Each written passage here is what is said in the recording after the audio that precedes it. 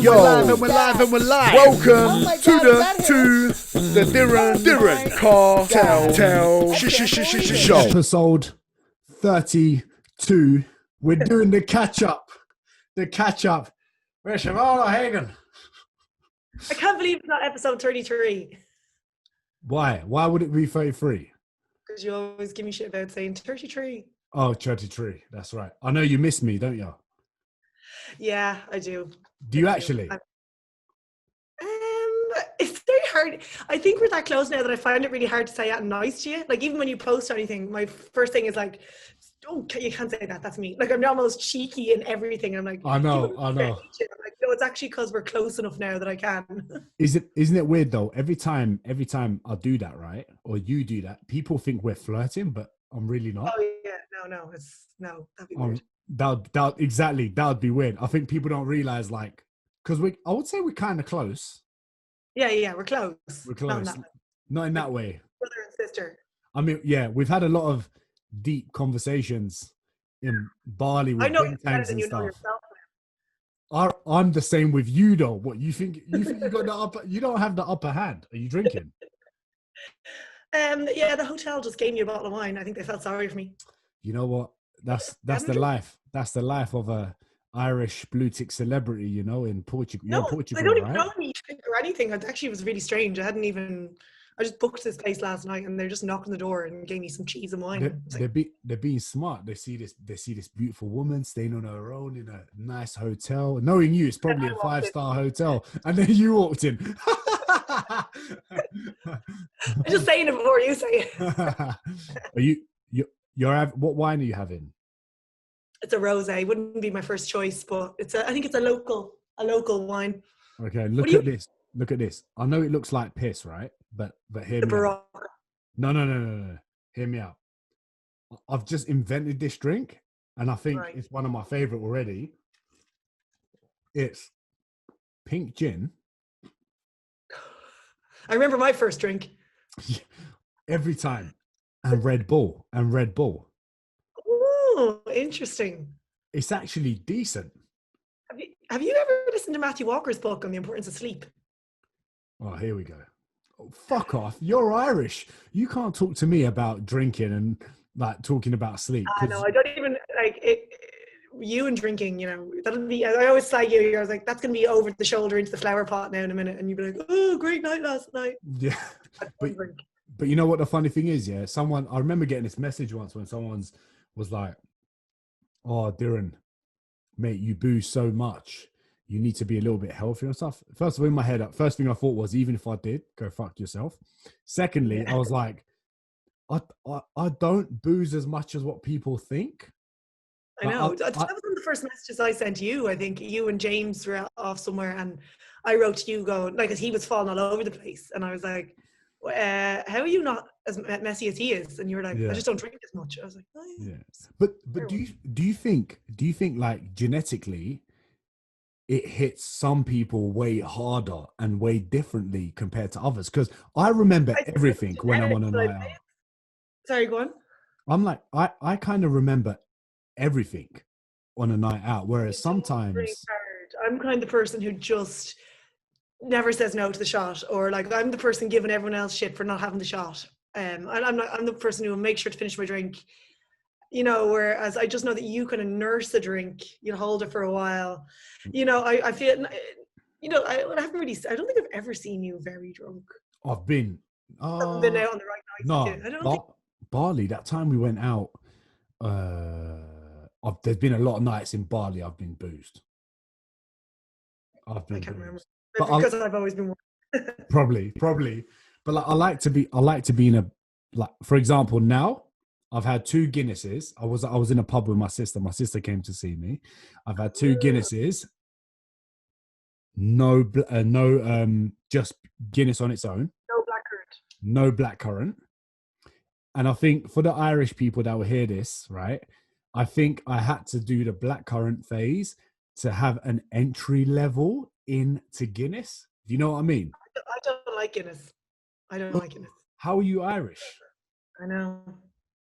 Red hair and freckles. accent. I get away with enough of it. You get away with enough of it, yeah. Yeah, no, I used to drink. They used to have Arthur's Day over here. It was like a made-up day by Guinness, to celebrate Guinness, and it was better than Paddy's Day. It was wild. But I used to always just have a Guinness on that day for the picture, and then like, What? When's the last time I saw you?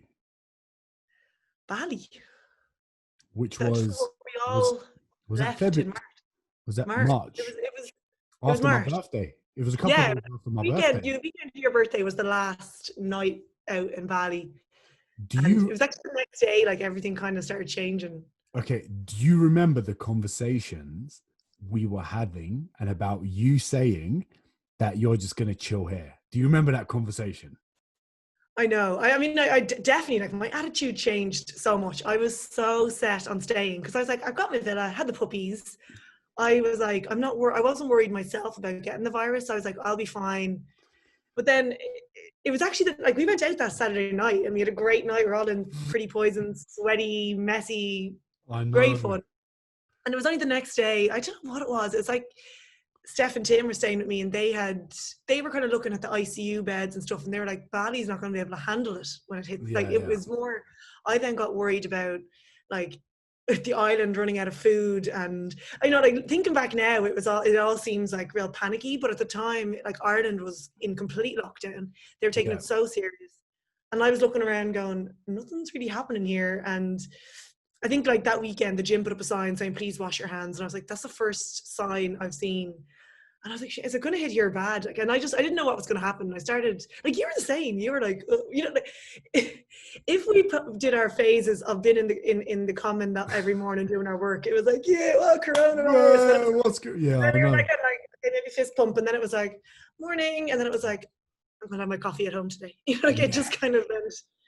It was, and then you left before me. Then what? Do you remember me messaging you going, "Oi, come with me. Come on the flight with me, and we can like separate our ways from Dubai." I was like, "Come Dubai with me on the same flight." Do you remember? Yeah, I think that was a Wednesday, because I remember I think it was on Tuesday. I had decided I was going to stay in Bali but isolate in my villa, which was really difficult because nobody else was. So people were texting me going, "We're all going for dinner. I know you can't come," and I was like, "Oh, I can, but I'm just trying to do it for the sake of the community." When you said that to me. Yeah, when you said that to me and when you were saying all those things, I was like, is she fucking crazy? There's this virus that where no one knows really anything about, number one. Secondly, I know she feels pressure that she's just got puppies there, so she doesn't want to leave the puppies, right? And then you're like, I'm going to isolate myself at home. In my head, I'm like, mate, have you lost your nut? Because I remember going to London, jumping on the flight, and then landing, and a day after, I remember stories of you like in tears, and I was like, I told you. Yeah, but I remember on the Tuesday, I think Steph and Tim had just left. It was Paddy's Day, and you rang me. Lord was with me, and you said, "Hey, we're all chilling in the pool in the villa if you want to come around." And I was like, Diren, I'm isolating. And you were like, "Okay, see you never." And like, I was like, okay. And then the next day, you're messaging me going, "Yo, I'm actually going to bounce. Come to London. Come with me if you want. I'm out of here." And I woke up and was like, "No, I'm fine. I'm staying." And then it was actually watching the speech from like our Taoiseach, our Prime Minister, on Paddy's Day, and that's kind of made me realize how serious it was, and how I suppose I felt it was just so uncertain in Bali, and I felt like it was so safe at home. And then they said they were closing the borders on the Friday, so I was like, I don't even know if I'll be able to get out if I do decide to go. So just there was one seat left on one flight, and then I was like, right, I'm doing it. So like that was on Tuesday, and I didn't get home until Saturday. And to be honest, no regrets. It was the right thing. That one economy seat flight must have been terrible. I didn't have a choice, okay? So yeah, it was a first class flight, but standard. Because I didn't think, like, I wasn't doing it to be flash. To be honest, I thought like business. I didn't think anyone would have any interest in fitness anymore as the world was ending. Like I didn't think. I thought like I'm never going to make any money. Listen. Let me tell you something. And if you can fly business class or first class, if you can do that, then people should just do it. I remember feeling like I feel like there is always a bit of that pressure where you feel like you look like a prick. Do you know what I mean? I feel like that, but I'm like, hold on a second. I've worked so hard. My people have suffered. My dad, not me, but I'm just thinking of all the Irish who crossed the Titanic in third class. No, but I was the same. The first time I booked a flight, a business class at Etihad, I didn't want to say it online. I was terrified that people would judge me. And I didn't say it. Like, I went on in my gym gear. I remember I had Mekons, I had my boxing gloves hanging out of my backpack, and was like, yeah, business. But no, and I would advise everyone against doing it because you can't go back. I'm after, like, the flights I was supposed to go on to Bali, I booked a flight for September 30th before they said it was going to be the end of the year. And that flight I booked first class because I was like, I can't do business class at Emirates. It's not as good as business class at Etihad. And now I'm like, oh God, I'm after ruining myself. So I'd advise anyone, if you have the opportunity to do it, don't do it, because you can't go back. You won't go back. You won't go back.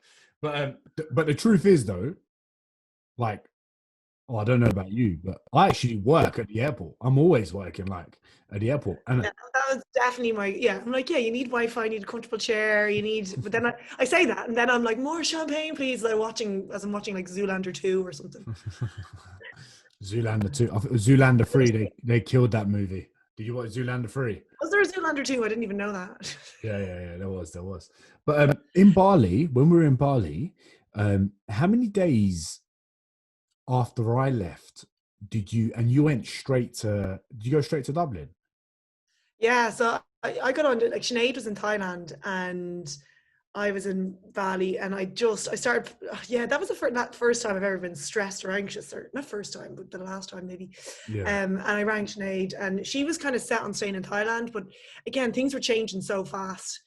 And I was like, if we go back to Ireland, like, I was like, we're gonna have to isolate, which seems normal now, but this is like, nobody was isolating then.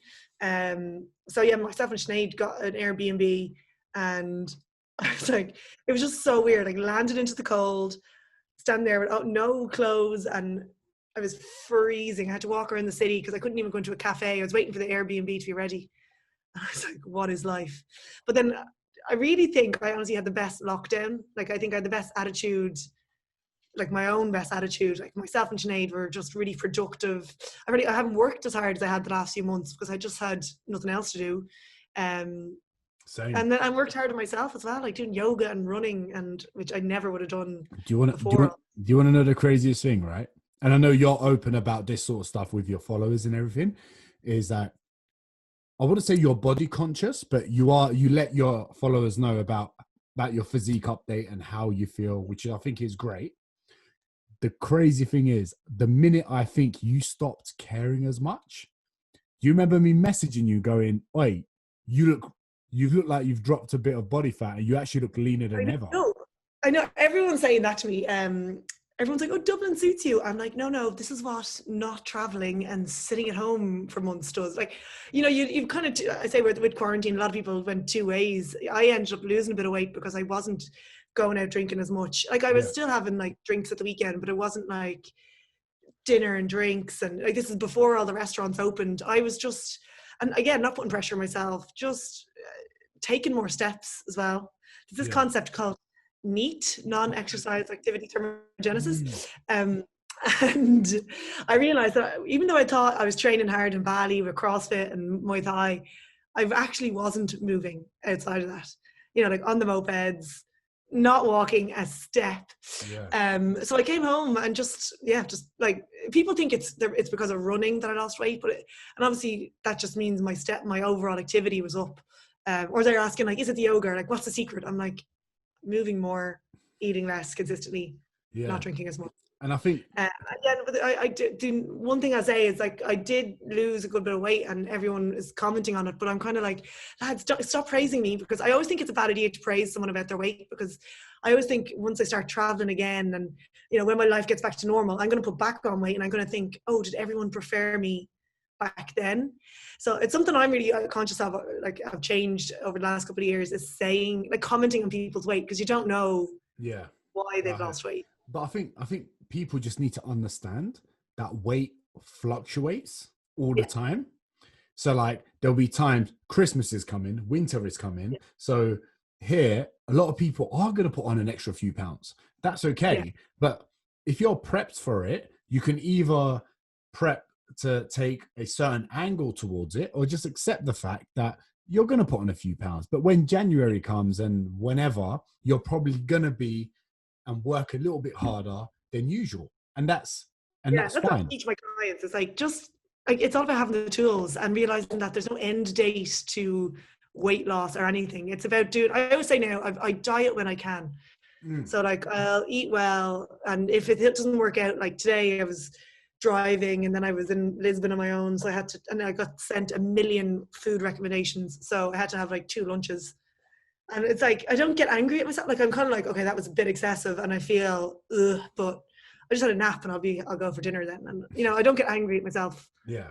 And I just think that the problem with people and weight is that I think they diet too hard and they feel like they're always dieting, yet then they have huge blowouts and they don't think of it as that bad sometimes. Like they don't realize that those blowouts are cancelling out really hard work. Yeah. And I'm like, you're actually probably better off doing less work and doing it consistently, as in smaller calorie deficit consistently. And just, you can be happier overall. Like there's so many before and after pictures, and like you just need to, I don't know. I get really frustrated at like before and after pictures, even though I'm as guilty of them as anyone else. But it's like saying to my clients that, because they'll be like, oh, I didn't do as well, or my measurements are great. I'm like, you did amazing, and let's look back at everything you've done, and that you've got the tools. Like you don't feel like now when you're finished that you have to go and have a blowout. Exactly. Which is great. But I think that one thing is like, for example, when you were in Bali and we were doing like 2 sessions a day, right? Obviously our general activity was lower, but obviously when you are, say, getting your steps up, you're knee up 24/7, some geezer somewhere in London, just made it popular. The problem, he claims it, so yeah. But it's mad because when you train so hard, when we're in Bali, don't you find that we actually eat so much more? Well, yeah, like food is so healthy. I'm like, like getting taco bowls, and then you're like, have a bowl of cheese on top. Magnums, Magnum. The many times I found myself sitting outside a shop eating the Magnum because I was afraid it would melt before I got it back to my house. So I was like on the side of the road eating a Magnum. Or that time Fliss was like, do you want a Magnum? And I was like, no. And then she came home and I was like, you didn't actually get me one. Like I was fuming. And I was like, obviously I meant it. Getting angry like. But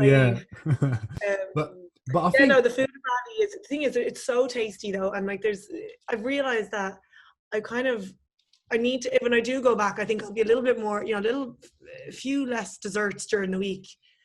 And just, the thing is, I don't need to diet to keep this up. I just need to be, increase my NEAT and maybe a few less desserts, and I'll be grand. Because the training is tough. Yeah, but the thing you got to be careful in like countries like that is you can't be walking around on the road. You need to go to the beach because you don't want to get run over. Do you know what I mean? And let's be honest, when the fuck are you going to be able to go back to Bali? Like, that's not going to happen anytime soon. Do you know what I mean? It was supposed to be September 11th. Like they announced that during the summer, and we were all like, I was so excited, booked a flight for the end of September. And then I think the numbers were just starting to increase a little bit. So but even I say a little bit, they're still nowhere near like Ireland, UK. So they're saying the new year now. So great, whatever will be. But the mad thing is, I don't think countries like that, everything they rely on is like tourism, right? So when we were there and we thought, oh, what the hell is COVID? And we didn't really care.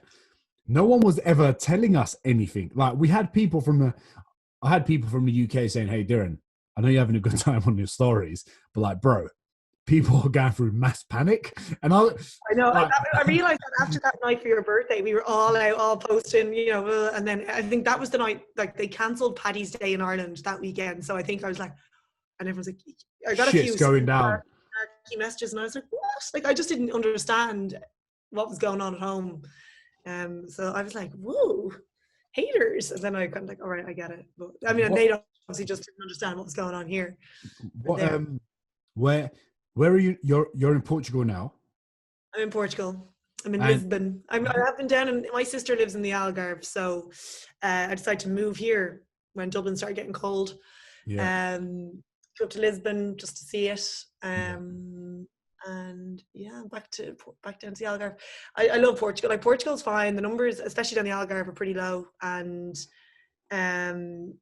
like it hasn't got, you know, the way, like wherever I go, I need good food, good coffee, good Wi-Fi. Yeah. My friends, like the Algarve definitely has friends because I used to live there, so I have loads of friends there. I had to bring my own coffee because the coffee is terrible, and the food, it's very hard to get. Like, you know, it's like it's really good fresh fish and steaks and all that, but I'm kind of like, give me a poke bowl, you know, like it's not really that kind of.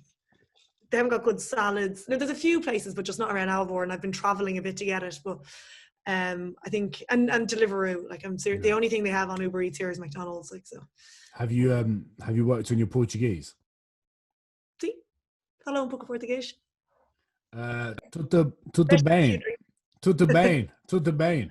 Oh yeah, well, yeah, like the Brazilian Portuguese is different pronunciation. Oh, here we go. Yeah, go on. But yeah, you want to see me with a few drinks on me, I'm fluent.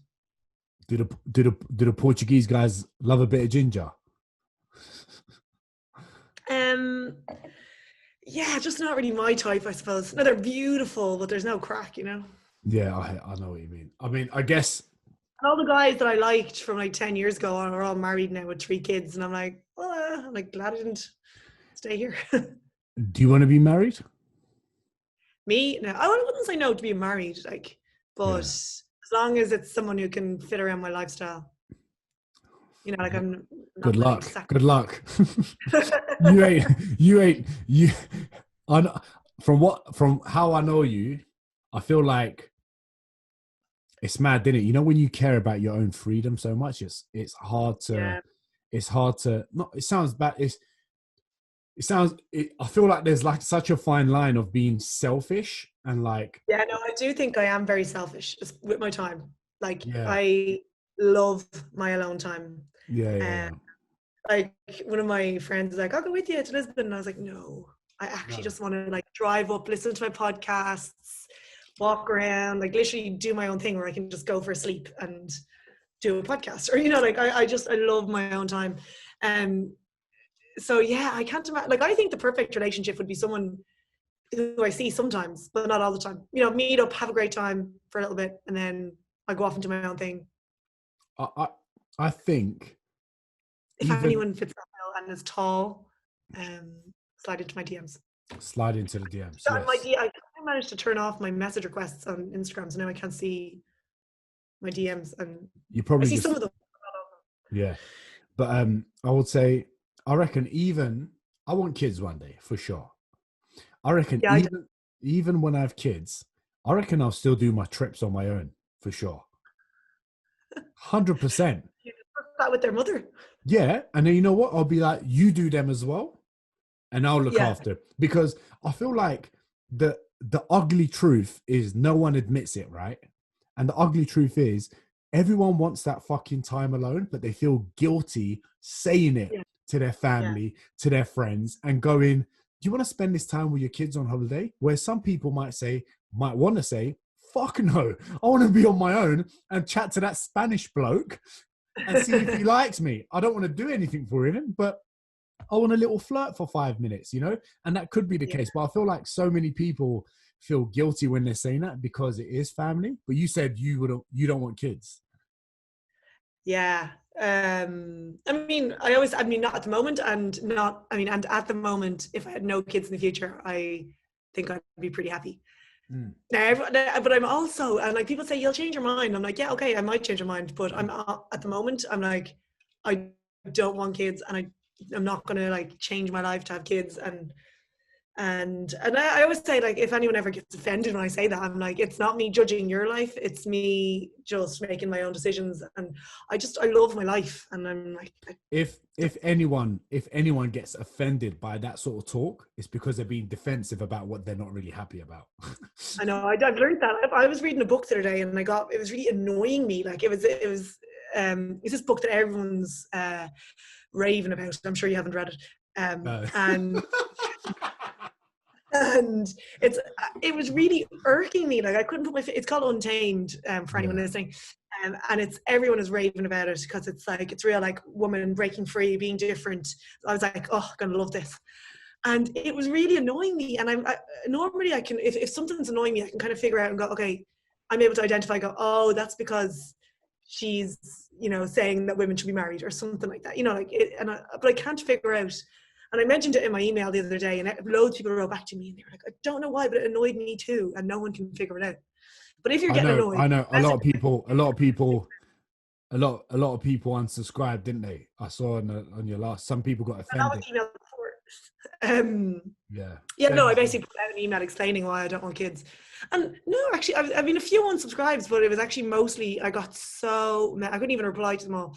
So many emails from women going like, thank you for saying this, and that's why I do it, because I know that it's odd to say that you don't want kids, and or like, that it's unnatural. And then actually someone wrote back to me and said it was a very good point. She said it's completely natural to not want kids. So like, if it was natural to have kids, then everyone would be able to have them. And I was like, oh, very good point. That is a very good point. Is what's that thing? I remember someone that I know experiencing this. I found it very weird. I didn't know what is that feeling when sometimes mothers have kids and they can't even, it's called like something.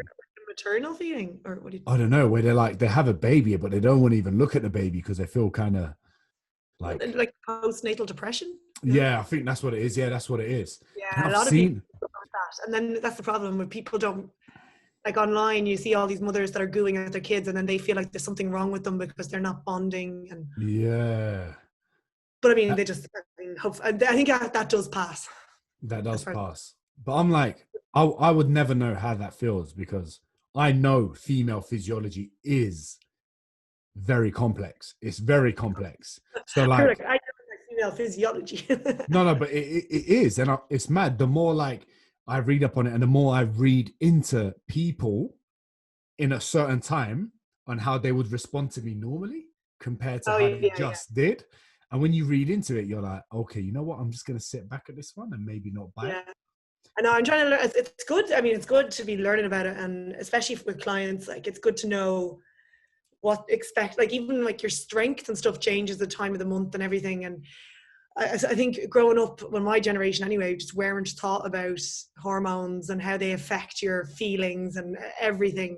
And we're just put on the pill and told to like come back in 10 years and you want kids. And and it's hard because I'm trying to learn, and I know that it's another subject. It's like the hassle of talking about it, because you get people saying you're wrong and what do you know? And I'm like, about what?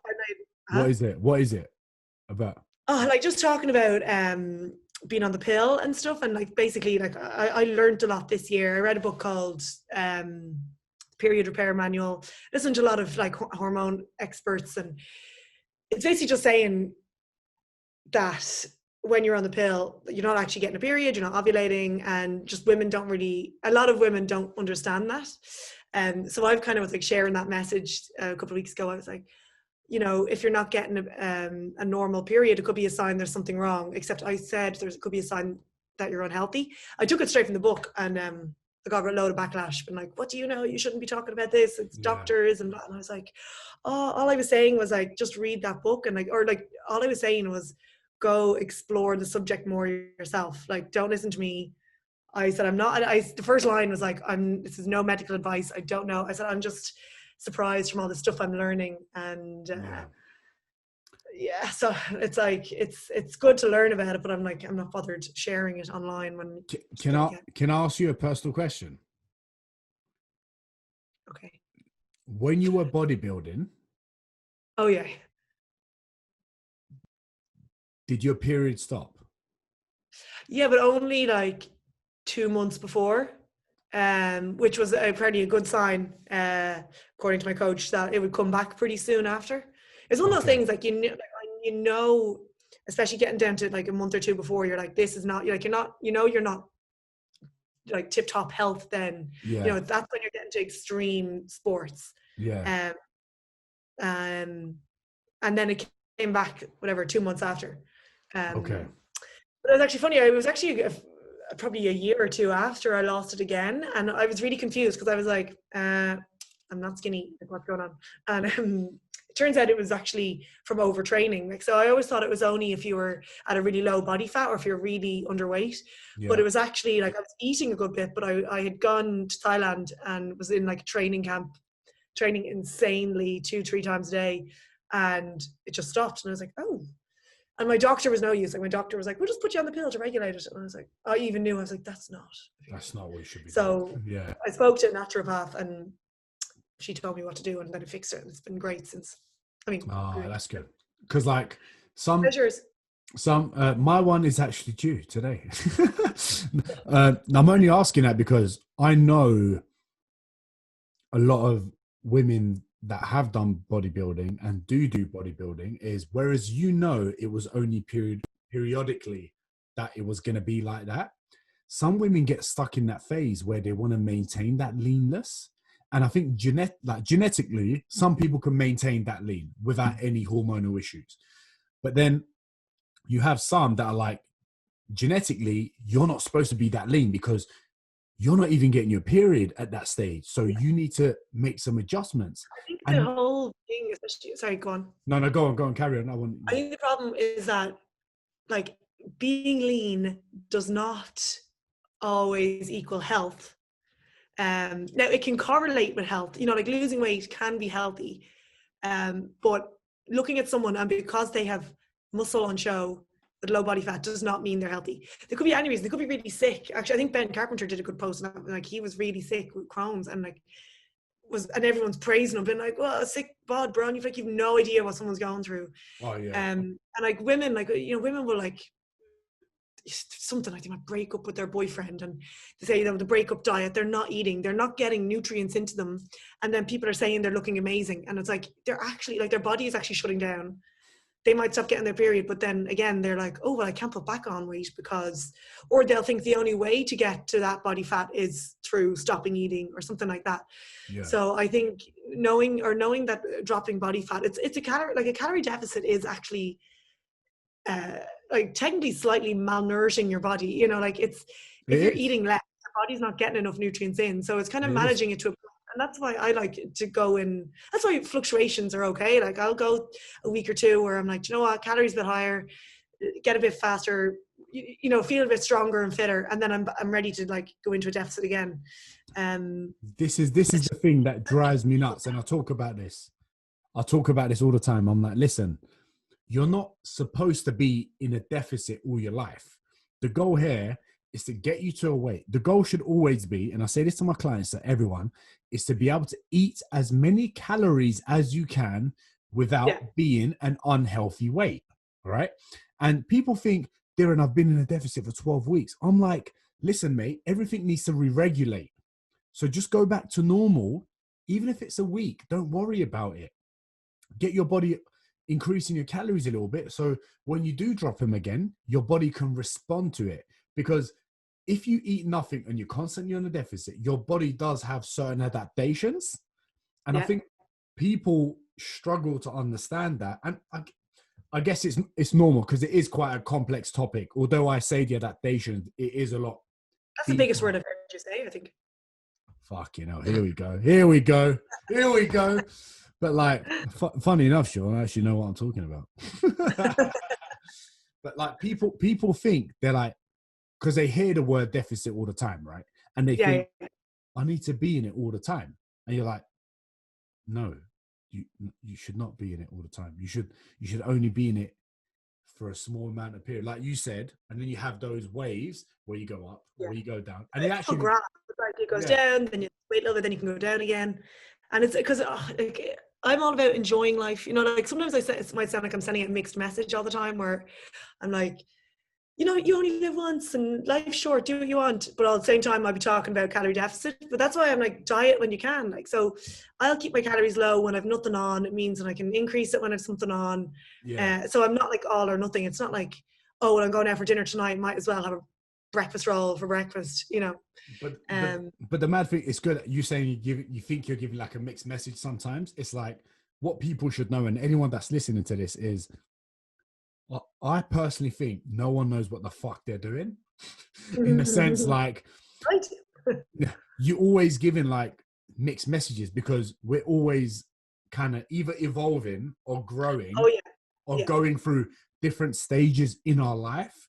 And I think people always think like, okay, we have followers, we have an online business, whatever it is. People think it's like constant growth, constant goodness, whereas there's constant challenges and waves of feeling really happy. Like this week, for example, like even chatting to you on this podcast, it helps me. It's good because weather's shit. I'm not having a great time. Look at the weather. It's fucking pitch black. I've put on... It's a good thing you can't see the window here. It's really sunny. Exactly. I've put on a ring light to make it feel like I'm in a more bright place. But the woolly hat makes it look very cold. That's obviously trying to hide your hair. But that's the hair's growing in it. So like I'm just letting it. Any sign of that being cold? No. What do you reckon? You don't like the long hair? No. Really? I mean, you could pull off anything, but I do think you could do it a fresh fade. That's the nicest thing you've ever said to me. I could pull off anything. That's all I heard. And that's all I'm taking on board. That's all I'm taking on. One nice thing. That's all I'm taking on. That's all. You know what? I'll let you stay in my villa in Bali when the doors open and when you can eventually go there. What was I going to say? So no travels for you? I'm not going to lie.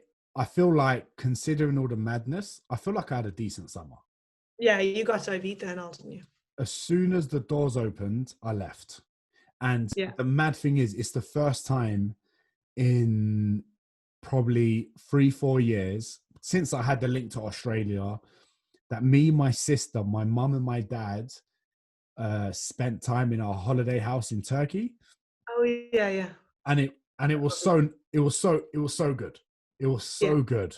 And I know, like, I spent so much time with my brother, who I never normally see. I happened to get an apartment in Dublin just beside him, and we ended up like going for brunch like sitting outside a canal, but like spending proper time together where we never did. We got so close, and I was like, that's fun. You know, coronavirus brought me that. And it's good because I don't think we realize how much little time we actually spend with our family. And as we get older, I mean, as you get older, sorry, you not listen. As we get older, like so busy, so caught up in everything that kind of makes us happy, we kind of forget how much little time that we're potentially spending. And next minute, you know, in 10 years time, you think, fuck, I should have spent more time with mum, dad, or whatever. I know that is the hardest part of traveling, being away from family, especially like my grandparents. And it's one of those things, though. It's like I'm also not going to sit at home waiting around. I don't know. That's probably my biggest struggle. But I'm whatever. My grandparents and family are all like, go, don't wait around for us. Like, okay. Do you reckon you'd be like that if you had grandkids? Yeah, I won't though, but yeah. You reckon you'd be like, just go have fun, don't worry about me? Yeah. Like actually 2 years ago, I was going off to Thailand, and I went to see my granny and granddad, and we were sitting chatting for ages, having great chats.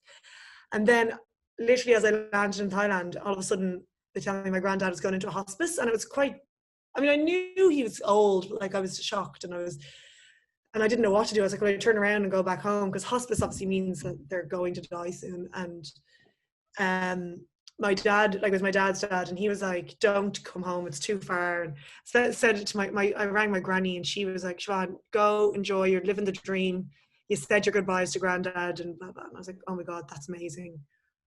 Like she was like, don't come home just for the funeral. Like it won't. You know, I was like, because I had their blessing, it was okay. Like otherwise I would have been like straight back across. But yeah, that's very morbid talk. Let's move on to something else. No. Hey, do you feel? Is it? I had that with my granddad. Hear this out. My sister always. I love my sister, and I know my sister always feels a little bit bad about this.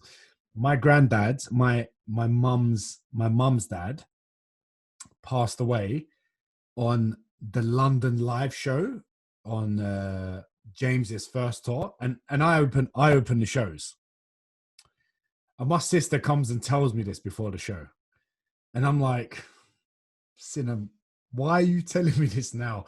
So no one knows this, but I'm like, but there's no right thing to do there. Like there isn't. She because she also knew that if she didn't tell me when she knew I would have got pissed off. Like, yeah.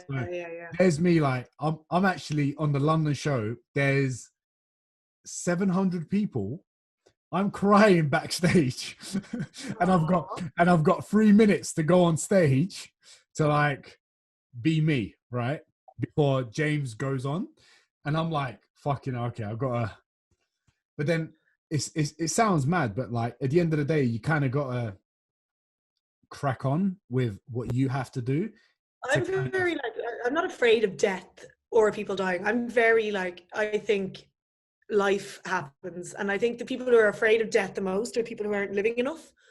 Well, I don't know. That's probably a very broad statement. I probably need to think about that a bit more. But not really. Oh, I understand. I understand. I'm not afraid of dying. And obviously, I'm kind of like the worst thing if I lost my parents or anything, touch wood. But at the same time, I'm like, everyone has to die at some stage. Like, and I think it's because my aunt died a couple of years ago, and she was an amazing woman. Like, had fans on Facebook. She was just brilliant, and she, like, it would have died young, like in her 40s. But at the same time, I'm like, she was really like accepting. She was like, she'd done so much with her life, and it just changed my attitude as well. Like, I grieved her in a different way to everyone else. I was more like grateful that I got to spend time with her, and I just haven't really been afraid of death since. Like, obviously I'll be sad if anyone dies, but I'm also quite accepting, I think now. I don't know, it's like touch wood, taking hopefully nothing serious happens, but that's my attitude. It's like, life happens. Yeah. Learn to go with the flow. Cool. I think I've always said that Western people have always looked at this in a way better angle than my cultural background, because our cultural background is so fucking emotional. Like, Turkish, Kurdish is so emotional. We're talking about someone passing away. Because, say, my background, Kurdish background, is a lot of it, even the songs that are written, everything is kind of comes from some level of suffering. The lyrics, the tone, everything. Not all suffering, obviously. Similar to Irish. I'd say all the Irish heritage or culture background. Yeah. So when someone dies, it's like, if any of my cousins or family hears this, they're going to fucking be like, Diren, shut the fuck up. But it's like they're almost forcing negative emotion instead of celebrating. Yeah, I know what you mean. Yeah. Do you know what I mean? Yeah, it's a cultural thing. And whereas I found in Western cultures, and I saw this in Australia and I saw this in the UK, where people are like, let's go to the pub and have a drink and celebrate their life. Yeah. Which I know, actually, Corey sent a lovely message. Do you know, Corey, her granddad died the other day, and I was just texting her going, oh my God, I'm so sad. And she was like, we're out going out to celebrate his life. And I was like, yes, that's the way, that's the attitude. Celebrate life, celebrate his life, all the good things, not being sad that they're gone, but like, be grateful, I suppose, that you had the time with them in their life. Exactly. And, it's all about perspective. And I think two drinks down, that's right. Yeah, but these are like similar conversations that we have when we're in Bali having some shisha. Those conversations, they get could deep. never go public. Yeah, no, they can't go public. You and me are both going down if they go public. Like, what did I say? I could throw you under the bus. Don't you worry. I've got content. Don't you worry. Don't you worry. I'm because of you wearing my swimsuit. Yeah, but I put that out. Yeah. So that's fine. Actually, the first time before I even met you, I did you a favor. That's how you know I'm a good person. Oh, yeah. Yes. First of all, you told me to go to Canggu, which is, thanks for that. So you're welcome. You're welcome. And then you said you were coming out, and I was like, oh yeah, any chance if I pay for an extra bag, you could bring some of my protein gear out for me? And then you were like, oh, you don't need to pay for an extra bag, I'll just bring it. I was like, sweet, what's your address? And then I was like, oh, don't bring the long sleeve stuff, you can give those to your girlfriend. And you're like, the messages sent me back. I was like, okay, sorry.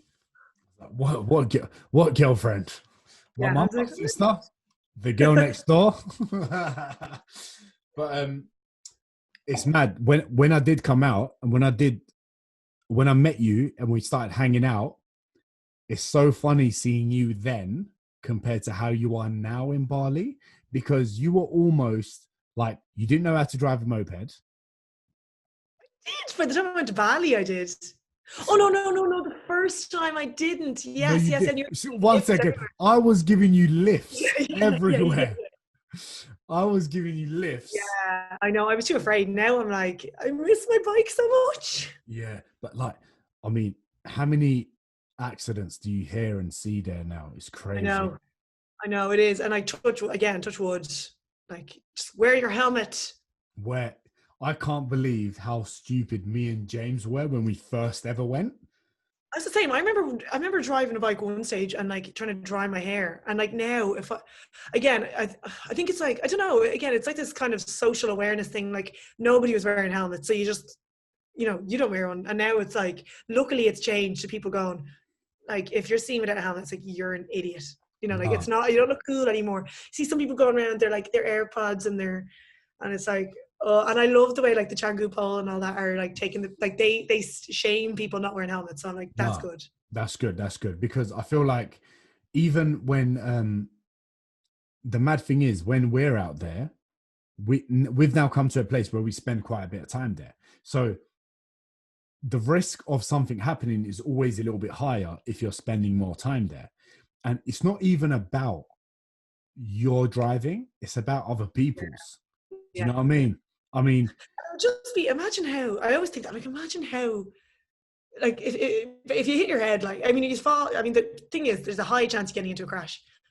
If you hit your head and you don't have a helmet on, you're in it, like, you can literally ruin your life or you'll be dead. If you have a helmet on, you might break a bone and, fuming, and you might have to spend a couple of weeks not driving. That's okay. Well, it's not okay. Obviously, you don't want that to happen either, but like a head is a different issue. I can't believe people like, luckily when I was first out there, I had like 2,000-3,000 followers, and like it must be on at least 6. Sorry, around about 6 now. Yeah, 600 away from you. Are you were pretty close to me last time. Have you overtaken me yet? Not yet. Give it a few more months. It's coming. Auntie I'm losing a lot of people. That's my problem. I lose a lot of people week in and week out. And the truth is, I've changed so much over the years. Like, people followed me, think they're just looking for like fitness tips and like people who want to just get really lean. And, my content has changed so much. My attitude to things have changed so much. And I've gathered a lot of people along the way, so people will come and go, and I don't get offended if people unfollow. Like, it even could be very hard. Like if I'm living in Portugal and people are sitting at home and they want to be there, like I'm like, for your own mental health, don't, like, if it's making you angry to watch me, don't watch me. People get bored. It's normal. People get bored. Like how many times do you watch a TV show and go, well, that's fucking boring me now? And you don't watch it again. Do you know what I mean? And like, I always tell this funny story. I used to watch a TV program that I hated every day, and I used to tweet about it and give out all the time. And like, it was a fashion show, like, and I'd watch it every day and be like, oh, they're so annoying the way they say all this, on Twitter, and always tweeting about it. And I'd put it on, I'd come in from work every day, this is when I was working full time, and I could just come in, put it on, eat my dinner, get angry. And one day, one of the hosts tweeted me back and was like, why don't you just turn it off? And I was like, oh my God. Like, as if that never would occur to me. Like, and I say that now, like, if my stories are annoying you, just don't watch me. Like, don't write to me and tell me I'm annoying. Just don't watch it. I think this happened to me last week. I was walking through, I do this like Fulham Putney walk, and someone saw me and they said something, but they just like that out words. And I was like, hey, and then I just walked past and they just waved. and then they inbox me. They're like, "Oh my God, sorry for the awkward scream. I didn't know what to say." And I'm like, "That's fine, not a problem." I'm like, "But you don't even follow me." I can see it. I'm like, I don't. I mean, every time I put up a question box, you get people asking you stuff, and especially when it's a funny question or when it's a real kind of like, how do you feel about this? Or you look and you're like, they don't even follow me. I don't know. It's a lot of people who don't follow me. I don't care, but I love to know the psychology behind searching my name and looking at what I do on a day-to-day basis, but not show me just a level of, I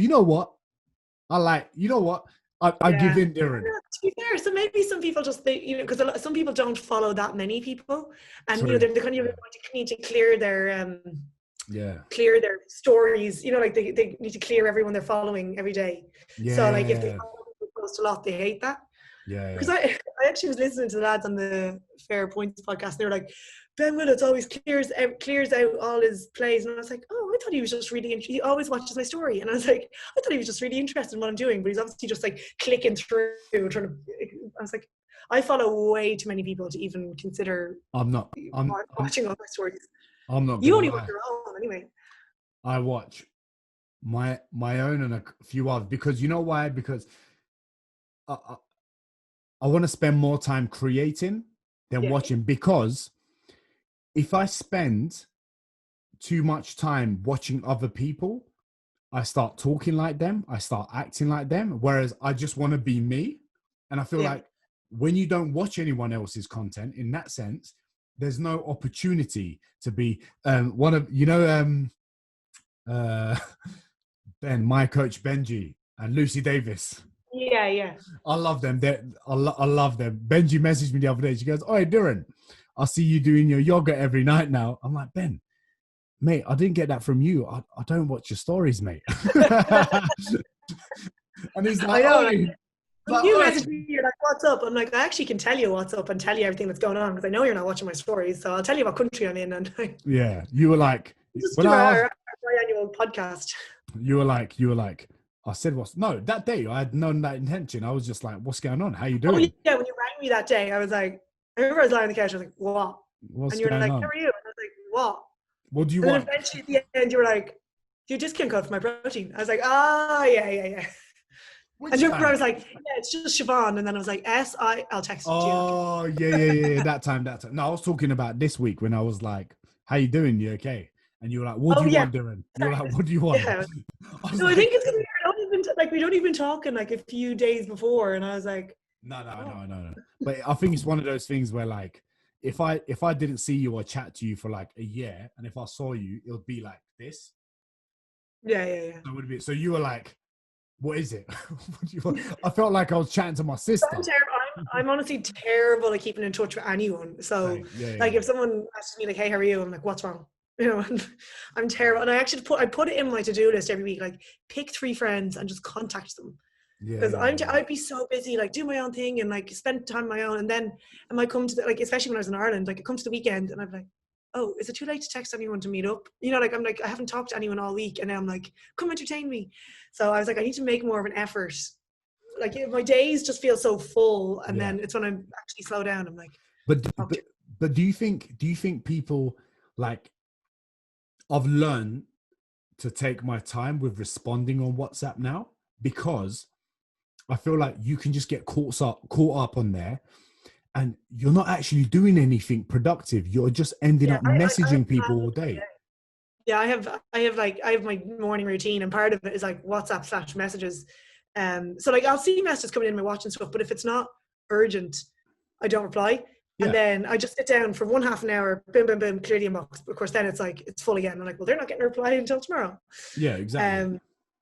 But it's grand, but sometimes I can let it build up. The thing is, if I don't, because I always think, oh, I'll reply to that in my 1/2 an hour slot. If I don't do that 1/2 an hour slot, I'm like, oh, sorry. Yeah, no, I hear you. Everyone. It's all right, you can reply to your message. This is the most casual podcast ever if you want to reply to... Well, I'm sure it was not like you had any plans and questions or anything, did you?